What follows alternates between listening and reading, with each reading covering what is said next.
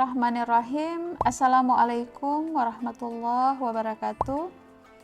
Pertama sekali, atas nama pimpinan dan seluruh sivitas akademika pasca sarjana, saya ingin mengucapkan marhaban ya Ramadan. Semoga ibadah Ramadan yang kita laksanakan akan mengantarkan kita kepada derajat takwa. Pemirsa seluruh Ramadan yang berbahagia, sebagaimana semua kita sudah mafhum adanya bahwa puasa Ramadan adalah salah satu ibadah yang secara substansi, secara esensi sangat penting keberadaannya dalam ajaran Islam. Namun selama ini terkadang kita keliru memahaminya, seolah-olah puasa itu hanya menahan diri, tidak makan, tidak minum, dan kemudian dengan acara-acara buka bersama yang terkadang sangat meriah, atau ada event-event lainnya yang terkait dengan festival Ramadan dan segala macamnya, seolah-olah berhenti di sana. Padahal sesungguhnya kalau kita lihat di dalam Al-Quran, Allah berfirman, A'udzubillahi minasyaitonirrajim, Bismillahirrahmanirrahim, Ya ayyuhalladzina amanu kutiba alaikumusiyam kama kutiba alal ladzina min qablikum la'allakum tattaqun. Wahai orang-orang yang beriman, diwajibkan atas kamu berpuasa sebagaimana telah pernah diwajibkan kepada orang-orang, kepada kaum-kaum sebelummu, supaya kamu menjadi orang yang bertakwa. Nah, jadi salah satu esensi penting dari tujuan kita melaksanakan puasa Ramadan dengan ibadah-ibadah lainnya di bulan Ramadan itu adalah mencapai derajat takwa. Dan penjelasan tentang takwa itu salah satunya di dalam Al-Quran ada dalam surah Al-Baqarah. Orang yang bertakwa itu adalah orang yang percaya hal-hal yang gaib, orang yang mendirikan sholat, orang yang menafkahkan apa yang diberikan rezeki kepadanya, orang yang percaya kepada Al-Quran dan kitab-kitab sebelumnya, dan orang yang percaya kepada hari akhirat. Itu orang yang bertakwa. Nah, jadi apa yang seharusnya menjadi esensi dari ibadah Ramadan itu membangun kedekatan kepada Allah, membangun ketakwaan, idealnya juga menjadi fokus ya di tengah-tengah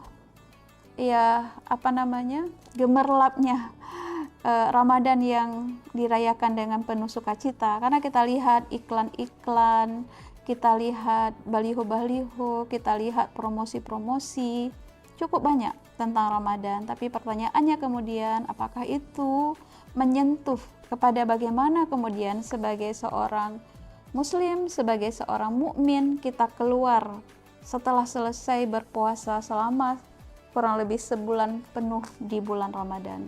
Nah, jadi tadi bagaimana kita menjadikan Ramadan itu bukan hanya pada aspek-aspek yang terkesan material, tetapi juga pada aspek-aspek yang memperkuat atau meningkatkan spiritualitas kita. Pertama tadi membangun ketakwaan dan kedekatan kepada Allah. Kemudian apalagi yang bisa kita fokuskan? Ramadan juga membuat kita memutuskan ya mata rantai hidup yang tidak sehat. Makanya di dalam hadis dikatakan sumu tasihu, berpuasalah maka kamu akan sehat. Nah, jadi bagaimana kemudian justru bukan sebaliknya ya, dengan memakan makanan yang dekat sekali ke mubaziran, berlebih-lebihan, justru prinsip kesehatan yang ingin kita didapatkan di dalam bulan Ramadan itu malah tidak tercapai. Nah, jadi momentum Ramadan adalah sebuah momentum juga untuk melepaskan diri kita dari pola-pola hidup yang tidak sehat. Nah, kemudian yang lainnya juga bagaimana di dalam bulan Ramadan kita belajar disiplin diri, karena selama bulan Ramadan 30 hari lebih, sebulan lebih kita itu di training untuk kapan waktu berbuka, kapan waktu sahur, dan itu online. Nah, jadi self disiplin atau disiplin diri seperti ini adalah sesuatu yang harusnya tetap tertinggal di diri kita setelah kita menyelesaikan puasa Ramadan.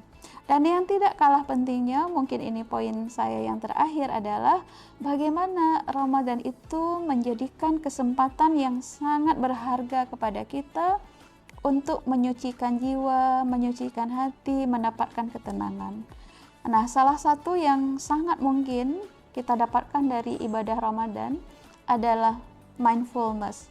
Jadi ibadah-ibadah yang kita lakukan, apakah itu puasa dan ibadah-ibadah yang lainnya di bulan Ramadan, itu akan memberikan bentuk ketenangan batin kepada kita, dan itu adalah sesuatu yang sangat dibutuhkan di dalam kehidupan keseharian. Ya mungkin orang punya istilah macam-macam ya. Kalau sekarang barangkali istilah slow living, bagaimana kemudian hidup hadir dengan fokus pada saat ini, pada waktu ini, itu adalah praktik-praktik latihan-latihan yang juga bisa kita lakukan selama Ramadan.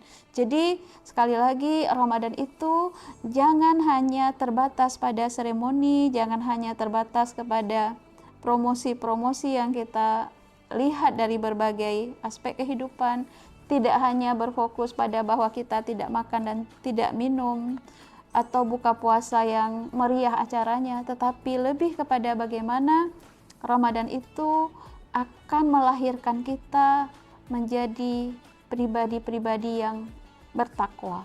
Ya, jadi mari kita fokus kepada aspek-aspek Ramadan yang selama ini mungkin tidak terlihat, seperti gunung es ya. Mungkin yang terlihat itu tidak makan, tidak minum, kemudian acara buka puasa, tetapi yang tidak terlihat adalah membangun kedekatan, ketakwaan kepada Allah, kemudian bagaimana menghilangkan pola hidup yang tidak sehat, bagaimana membangun disiplin diri, bagaimana kemudian melatih diri untuk mencapai ketenangan batin. Itu paket yang saya pikir bisa kita lakukan di bulan Ramadan, sehingga Ramadan akan memberikan makna yang luar biasa kepada kita semua.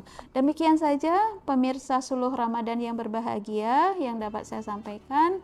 Mudah-mudahan di bulan penuh berkah ini ada banyak hal yang bisa kita lakukan untuk meningkatkan kapasitas diri kita semua sebagai pribadi dan dalam berbagai konteks kehidupan sehari-hari.